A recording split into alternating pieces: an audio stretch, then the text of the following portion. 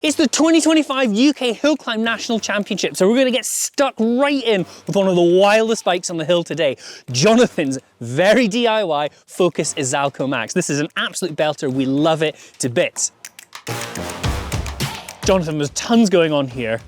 What's going on with those shifters? This started life as my just summer bike, a Focus Izalco Max with SRAM Red 11-speed eTap. But once I'd gone through all the usual hill climb weight savings of one by carbon saddle, I thought, how next can I shave a few grams? And I just decided that the best way to do that would maybe be to see what the lightest way I could shift would be. I wanted to go with the SRAM Blip TT shifters, but they were quite expensive at the time I was a student. So I found some crash damaged road shifters that supposedly weren't working. Bought those very cheap, took them home, stripped them, found out why they weren't shifting, resoldered a few wires, put a battery in, they were all up and running. So once I did that, stripped out the actual shift mechanisms from those, the buttons themselves, taped them to the bars, and then it's running some very stupid, lightweight AliExpress Brompton brake levers that the braking's more a suggestion than anything else, but they do the job. Ergonomically then, how does the shifting work? You know, you've got bullhorn style bars here. Can you actually shift gears? Yes, sometimes I shift gears when I don't really want to. So a couple of weeks ago at Monsell, in the barriered section at the top, I dropped it like 3 cogs down the cassette, lost all my momentum.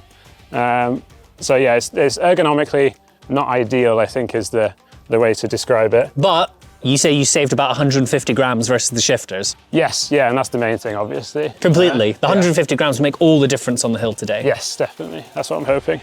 So elsewhere, you've got some classic, are they the Planet X CNC brakes? They are, yes, yeah. I was keeping an eye out for some of those for a while because, yeah, like you say, they're the classic lightweight but not silly expensive brakes for bikes like this. The rest of the bike is, and I mean this with kindness and love in my heart, a real charming hodgepodge of different parts put together, and it's what makes the hill climb season so entertaining. It's a very specialist discipline requiring equally specialist bikes, but what I particularly like about this one is you say it doesn't owe you a great deal of money. No, I reckon if I were to build it up from scratch, it would have been probably less than 1,500 quid. A lot of the parts are from AliExpress or secondhand. Yeah, I think basically the gear cables are the only new part on it. And given some people, as we said in the video a few years ago, are riding front wheels which cost that much, this one gets a huge thumbs up from me.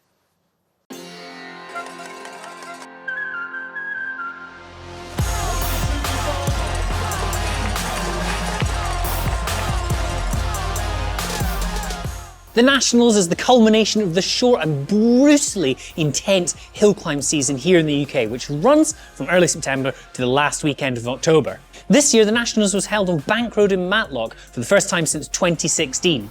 The short and intense course climbs 101 metres over just about 860 metres. If you want to hear more about the course, check out our video from yesterday. And in the meantime, we're going to get back to that exciting, super specialist, super nerdy tech.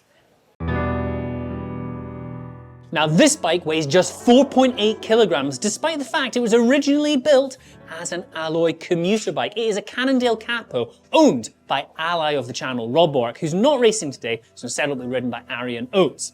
It of course has a very, very premium build. We have the de rigueur, super lightweight carbon saddle, a very lightweight bullhorn setup, and THM brake and matching cranks.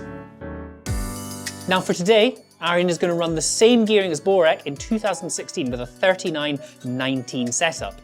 Unlike some of his contemporaries though, he's going raw with no bike computer and no power meter. This is a really tasty one and a bike I always enjoy seeing at events in the Southwest. This is so much fun. This is the bike of Lesley Fellows, who raced in the veterans category.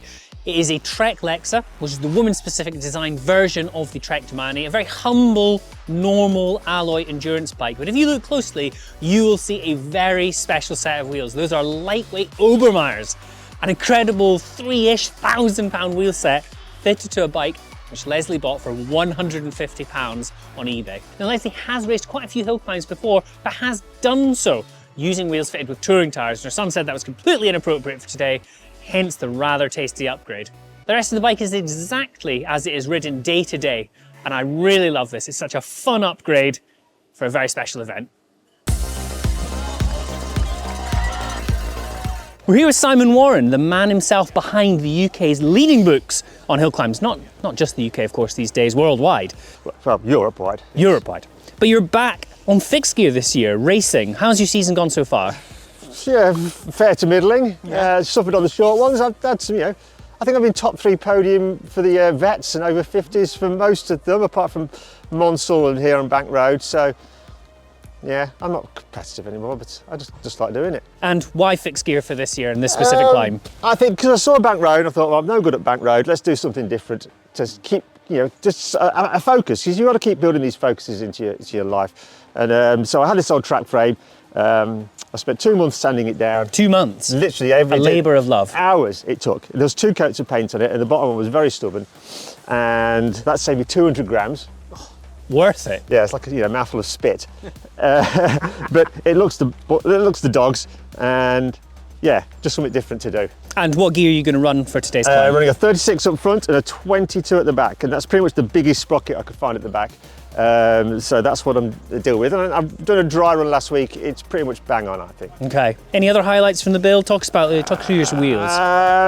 So the front wheel is my old 2004 Zip 303, which they don't make them like that anymore. Very, very light. Very narrow. Very narrow.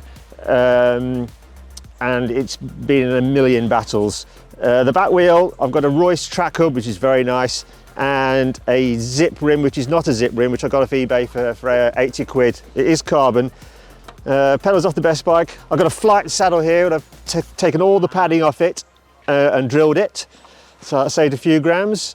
Cut off handlebars, the levers, just one lever. You see a lot of people running these bare plastic, but it was just digging into my hands, so I couldn't do that, so I put some tape on. It's a little bit of comfort. And what everyone wants to know, what does it weigh? It weighs dead on 6 kilos. Pretty good. Computer, yeah. Pretty good for a bike. Not bad. With a frame that comes in and forks at 2K, not bad.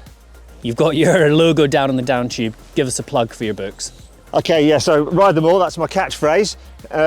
So if you buy my books, the idea is you ride all the climbs in the books, and if you ride all the climbs in the first book, I send you a gold badge, which is not available in any store or online retailer, only available through me. So I thought I'd get some stickers. It's all about the branding. Excellent stuff. On to the next bike. BikeRadar and the company of absolute greatness. We have Morgan Newberry, bronze medalist in the C5 World Championships for the road race and silver medalist in the TT. He's going to talk us through a really cool Cannondale SuperSix Evo with a very, very nice mod. Cool, so this is my Cannondale SuperSix. I've recently built it up. It's a carbon frame, carbon bars, carbon seat post, Ultegra Di2, so nothing really that fancy. And what's really cool about this bike is that because I only have one hand, it's all controlled with an outbreaker brake splitter. So I've got hydraulic brakes all on one lever.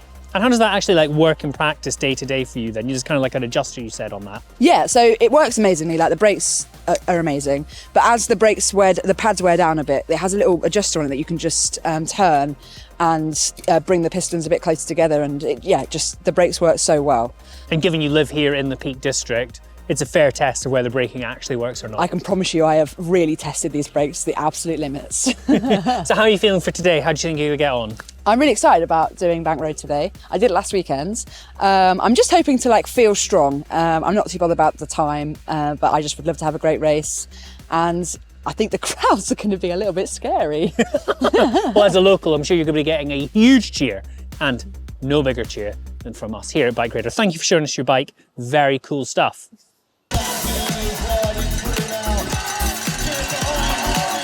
All right, check this out.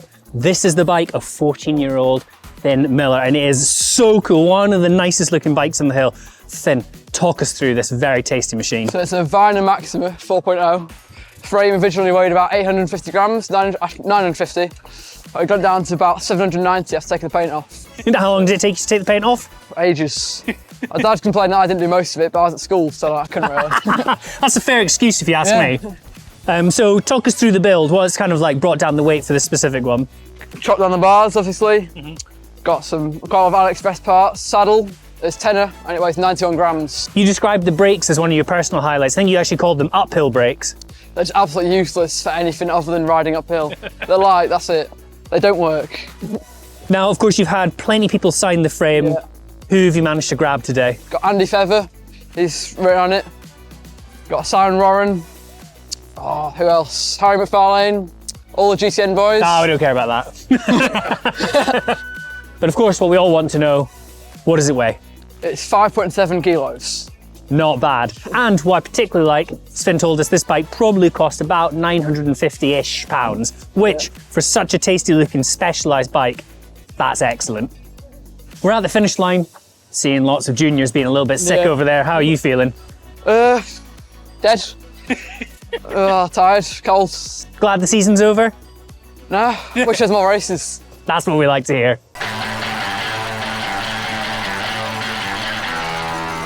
What an incredible day. I absolutely love the Nationals. It is a professional and personal highlight for me. I adore this day out every single year. If you enjoyed that, be sure to check out our other video, bringing you the best of the racing action from the top 20 riders this year. And if you're looking for even more, head to BikeRadar.com for more hill climb tech action.